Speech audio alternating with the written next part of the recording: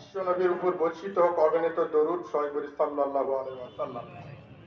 স্মরণ করছি সেই সকল ভাইদের যারা এই স্বৈরাচার বিরোধী আন্দোলনে নিজেদের জীবনের সর্বোচ্চ মূল্যবান সম্পদ এমনকি নিজেদের জীবন পর্যন্ত ব্যয় করেছে।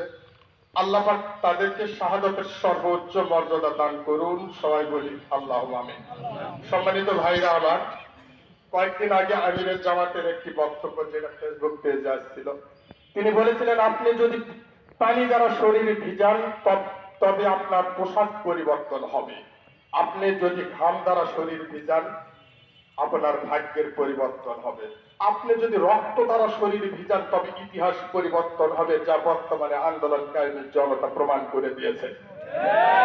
1952 ভাষা আন্দোলনের দিকে যদি তাকিয়ে দেখি, সেখানে এই বাংলার জনগণ কারো দয়া বা অনুকম্পার মাধ্যমে ভাষা আন্দোলনে বিজয় অর্জন করতে পারেনি, বরং রক্ত এবং ত্যাগের বিনিময়ে অর্জন করেছিলেন।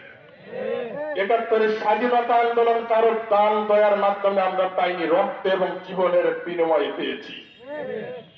এবং 90 স্বৈরাচার পতনের দিকে যদি তাকান, কারোর দয়ার মাধ্যমে পাইনি, রক্ত এবং জীবনের বিনিময়ে স্বৈরাচার পতন করেছি। এবং এবারেও আমরা কারো দয়ার মাধ্যমে নয়, বরং রক্ত এবং জীবনের বিনিময়ে স্বৈরাচারের পতন ঘটিয়ে আজকে আমরা স্বাধীনতা অর্জন করেছি, নাকি বলেন? এই জন্য এই স্বাধীনতা অর্জনটা ধরে রাখার জন্য আমাদের সারা জীবন রক্ত এবং জীবন দেওয়ার জন্য প্রস্তুত থাকতে হবে। রাজি আছি তো? একটি ছোট্ট একটি উপমা দিয়ে শেষ করব। দ্বিতীয় বিশ্বযুদ্ধের সময় যখন হিটলার ইহুদিদেরকে গণহত্যা করেছিলেন, তখন কয়েকটি মাত্র ইহুদি জীবিত রেখেছিলেন এবং বলেছিলেন এই কয়েকটি ইহুদি আমি জীবিত রাখলাম যাতে ভবিষ্যৎ প্রজন্ম দেখে ইহুদিরা কতটা জঘন্য ছিল আর কেন আমি তাদেরকে মেরেছিলাম। অনুরূপ ভাবে যদি ইতিহাসের দিকে তাকান, 75 সেই 15 আগস্ট মেজর ডালিম সহ যারা সেই পরিবারকে হত্যা করেছে, আমার মনে হয় মেজর ডালিম সেদিন বলেছিল একটা বিছন রেখে গেলাম যাতে এই বিছন থেকে ভবিষ্যৎ বাঙালি জানতে পারে যে আমরা কেন তাদের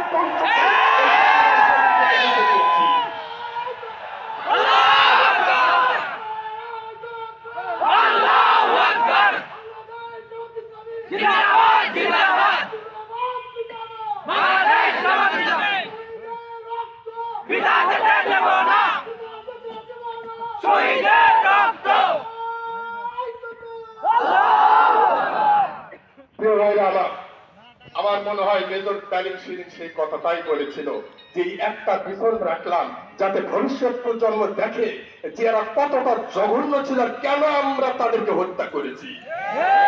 সুতরাং আসেন, যুগে যুগে যারা স্বৈরাচারী করেছে তাদের শেষ পরিণতি এমনকি জঘন্যতম হয়েছে। এটা একটা নতুন ইতিহাস নয়। সেই 72 শেখ মুজিবুর রহমান জামাত ইসলামকে নিষিদ্ধ করার মাধ্যমে বাকশাল কায়েম করেছিল, গোষ্ঠী সূত্রেই বাংলার জমি থেকে মুছে গিয়েছে। আর আজকেও তার কন্যা বাবার কাছ থেকে শিক্ষা না নেওয়ার কারণে জামাত ইসলামকে নিষিদ্ধ করার কারণে বাংলার জমি থেকে নিজেরা নিষিদ্ধ হয়েছে। আর ইতিহাস আমাদেরকে শিক্ষাই দেয়। সুতরাং তাদেরকে হুঁশিয়ার করে দিয়ে পরিশেষে আমরা নিজেদেরকে ধৈর্য ধারণ করার আহ্বান করে, আর বিভিন্ন জায়গায় বিভিন্ন রকম উচ্ছৃঙ্খলমূলক যে সকল কর্মকাণ্ড হচ্ছে, বিশেষ করে সংখ্যালঘুদের ধর্মীয় উপাসনালয় নিয়ে তারা আতঙ্কে আছে। আমাদের উচিত সম্ভব হলে তাদের ধর্মীয় উপাসনালয় আমরা পাহারা দেওয়ার মাধ্যমে তাদেরকে নিরাপত্তা দিব। এই আহ্বান জানিয়ে আমার বক্তৃতা এখানে শেষ করতেছি। আসসালামু আলাইকুম।